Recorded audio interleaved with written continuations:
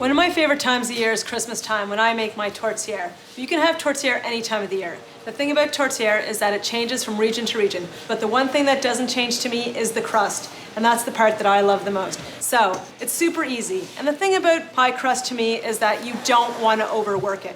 You want to be gentle with it. You want to baby it. So what we're going to do is we're just going to start with 2 cups of all-purpose flour, a good teaspoon or 2 of salt. I like it a little bit salty, but I like it that way. And what I have here is lard. I always do 2 cups of flour to 1 part fat. So I'm using lard today. You can also use butter, but I find that lard just gives it a really nice flaky texture. And one of the ways of getting the really nice flaky texture is to work it in not too hard, not too soft, but just the right way. So what I like to do is first of all mix my cubes of lard lightly in the flour so they all get covered. And then you just want to rub it gently between your fingers, ever so gingerly.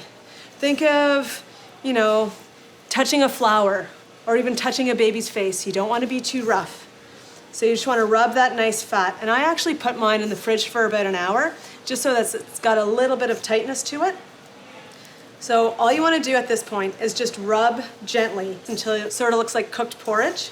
And then you would add your water. Now, I always say to anyone that works with me and even my kids at home, it's easy to add, but you can never take away. So I usually start with about a 1/4 cup of really cold water, add a little bit, mix gently. So what you want to do basically is get a dough that kind of holds together, but that it's not too wet. And I have one right here that's actually finished, so you can see what I'm talking about. This is a pie crust that I made earlier. And once it's gotten to the point where I can actually put it together, I put it in the fridge for about an hour. But if you can see, I actually have nice big chunks of lard, and that's what makes it really nice and fluffy, like a nice pie dough that's not too hard, but is soft and super flaky. It's all those nice big pieces of lard in there. So I've got my bottom already rolled out, and over here I've actually got my filling. And my filling is a mixture of pork and veal.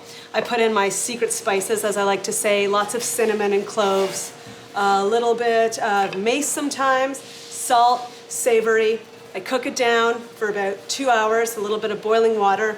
And then to finish it, I actually grate a whole potato in there. The starch from the potato actually brings everything together and makes it quite smooth. Make the dough about an hour ahead of time. Make the filling the day before because you do want it to chill. Now, I don't know if you're like me, I have 2 kids at home, and I've realized over the years that it's really easy to add local to your life. And if you're not sure whether it's grown locally or not, just ask your butcher about the meat you're buying, the fishmonger about the fish that you're getting, or even your vendor at the local market. They'll let you know if it's local or not.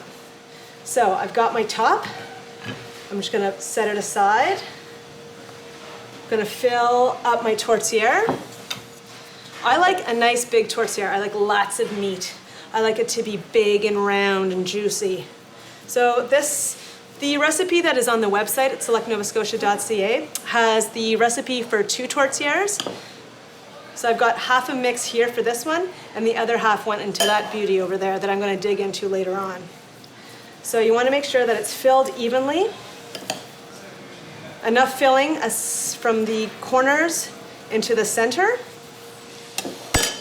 And then you just want to roll your dough right on top. Fix it. Just cut around the edges so that I don't have anything overlapping. Cut a few air holes in there. Egg wash it so it becomes beautiful like this. Into the oven for about an hour until it bubbles and is golden. And this is one of the greatest gifts that you could ever bring to someone's house. This is my tourtière, and I hope you enjoy it as much as I do. For this and many more local recipes, make sure to visit the website at selectnovascotia.ca.